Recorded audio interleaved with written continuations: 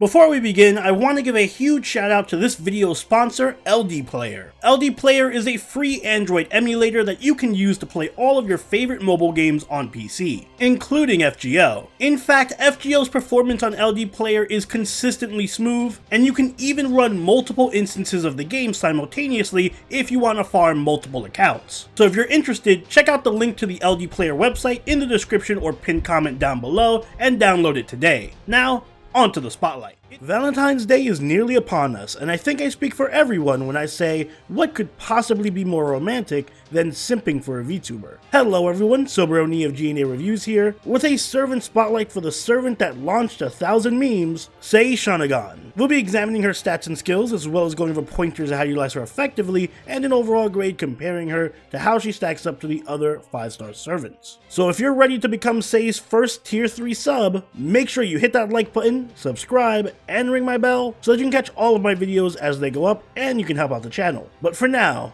on to Say's stats. Say has a max HP of 12,965 and a max attack of 12,218, which becomes 11,607 due to her archer class modifier. Say's attack is well above average, even for her class, which is known for having a high attack stat. To compensate for that though, she has much lower HP than all of the other archers in her rarity, and low HP overall for an SSR servant. When it comes to her command cards, Say has 4 hits on her quick card, 3 hits on her arts, 2 hits on her buster, and 5 hits on her extra card. She has an NP gain rate of 0.57% and a star rate of 8%. Her star generating is fairly strong due to her high hit counts on her quick cards. However, Say does suffer from slightly below average NP gain on her deck. Say's stat spread is well aligned with most top-end offensive archers, with heavy investment into attack and crit chance, but low HP to make her more of a glass cannon. Taking a look at her skills, Say's first skill is Song of the Poet, rank B. It increases the party's attack for 3 turns between 10 and 20%. It also charges the party's NP gauge by 10% every turn for 3 turns, and it recovers the party's HP every turn for 3 turns between 500 and 1000, both of those effects depending on level. Her second skill is Afusaka no Seki, rank A. It grants her evasion for 3 attacks or 3 turns, and it increases her crit damage for 3 attacks or 3 turns between 20 and 30%. And finally, her last skill is Starry Skies, rank B. This skill increases her quick card effectiveness for 3 turns between 20 and 30%. It also grants her 10 crit stars, and it charges her NP gauge between 10 and 20%, both of those effects depending on level. For passives, Say has Magic Resistance, rank C, which increases her debuff resist by 15%. Independent Action, Self-Centered, rank A, which increases the Star Absorb on her quick cards by 10%. Snow Atop Mount Jinglu, rank A, which increases her own quick card damage by 10%, and One Vehicle Teaching, rank B, which increases her charm debuff resistance by 100%. Moving on to her deck and Noble Phantasm, Say has a quick arts deck with quick arts buster and a quick Noble Phantasm. Say's Noble Phantasm is Emotional Engine, full drive. It's an AoE quick attack that deals damage to all enemies with between a 600 and 1000% damage modifier depending on level. It also deals 50% increased damage to neutral aligned enemies and shadow servants, as well as additional damage against man attribute servants between 50 and 100% depending on overcharge. When it comes to Say's Ascension mat requirements, there's good news and bad news. On the bright side, she doesn't need any bronze mats, so your bones and proofs are safe. On the downside though, she needs a ton of Lost Belt mats, so new players will struggle leveling her. For level Ascension, she's going to need 8 Magatamas,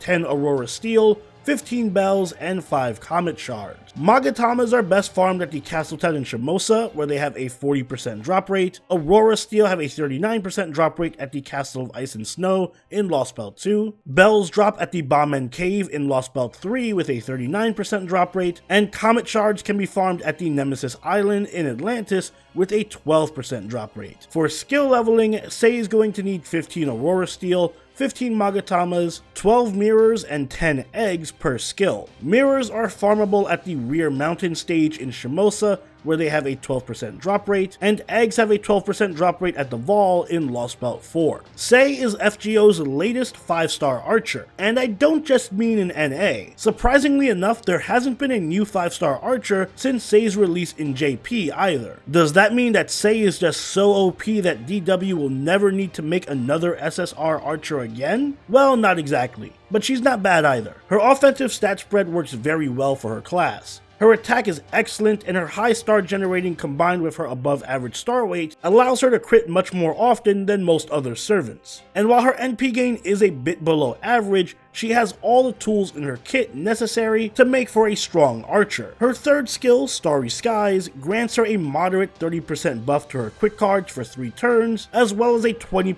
NP charge and a small star bomb. It's a perfect setup skill for Sei because it grants her pretty much everything she needs to be effective. The NP charge helps put her in a position to clear waves easily with her Noble Phantasm, and the mini star bomb works well for setting up crits, both of which benefit from her quick buff, which while small does last for 3 turns, so it can be very useful for sustaining damage and NP refund for 3-turn farming comps. And yes, I said farming, because despite not having the best natural NP gain on her command cards, in practice Sei has more than enough NP charge built into her kit to farm effectively, including from her other skill, Song of the Poet, which is essentially a charisma that also charges the party's NP gauge by 10% every turn, as well as grants a passive 1000 HP heal every turn as well. This is a stellar variation on charisma. Not only does it do a good job of keeping the DPS up for the party with the attack buff, but it also gives a 30% NP charge to the party as well, so Sei can set up their Noble Phantasms too. And while the healing effect is minor, party-wide heals are useful in a lot of content, especially if your team is inflicted with damage over time effects like Burn or Curse. This skill single-handedly makes Sei a pretty viable semi-support for how much utility it offers. And last but not least, Sei does have some decent protection in the form of Afusaka no Seki, a 3-hit evasion that also buffs her crit damage by 30%. This is a watered down version of protection from arrows, but even watered down, this skill makes for one of the best evasion type skills around.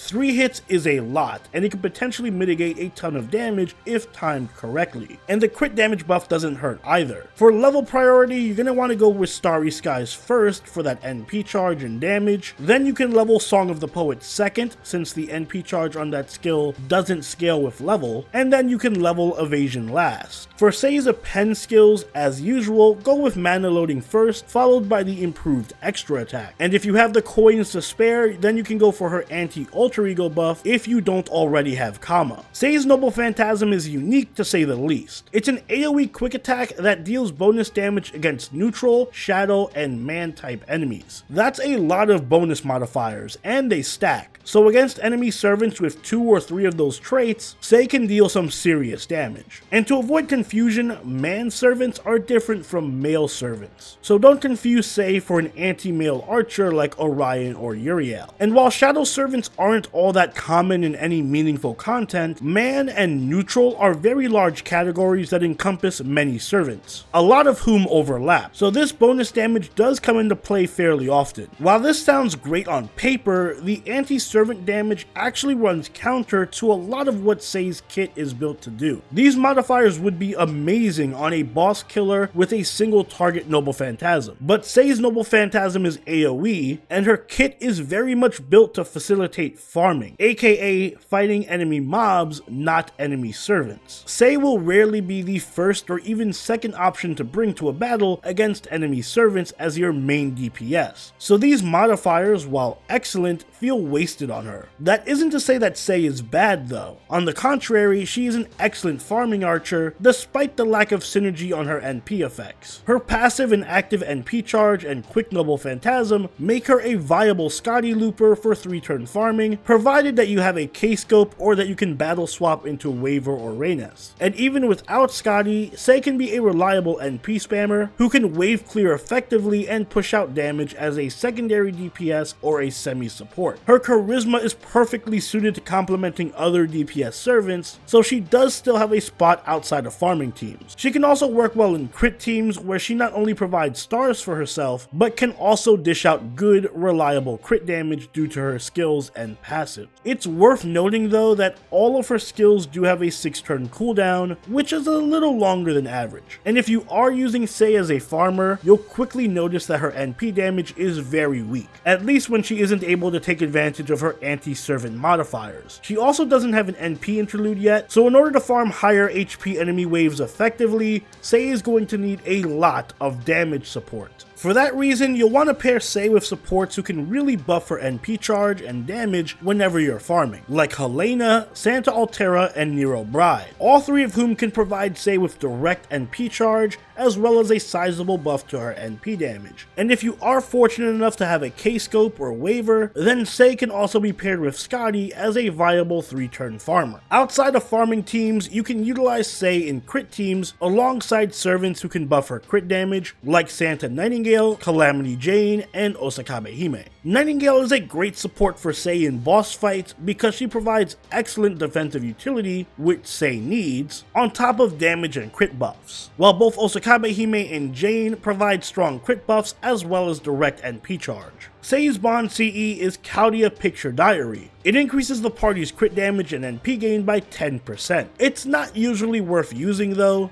given that Sei is much more offensively oriented. Instead, for farming, Sei needs CEs that provide immediate NP charge, like Kaleidoscope, Traces of Christmas, or Imaginary Element, so that she can Noble Phantasm quickly and potentially loop. And for non-farming team comps, Sei works best when she's given CEs that can buff her crit damage or generate crit stars, like 2030, 3 Anglers, and Gem Magecraft, depending on how much you plan on using her offensively. In the future, I also recommend Mission Start as a potentially good CE on her if you happen to pull it from the upcoming Requiem event, since it buffs quick and arts cards as well as crit damage and provides starting NP charge. For command codes, crit buffing codes like Phantasmal Horse work really well on Sei, especially when equipped to her quick card. Sei is a solid servant who is capable of performing many roles. Her greatest strength by far is as a farmer, where her multiple NP charge skills allow her to easily clear multiple waves, and even work in Scotty loop teams if you happen to have the resources. She also provides a good mix of support and damage for challenging content, like her star generating,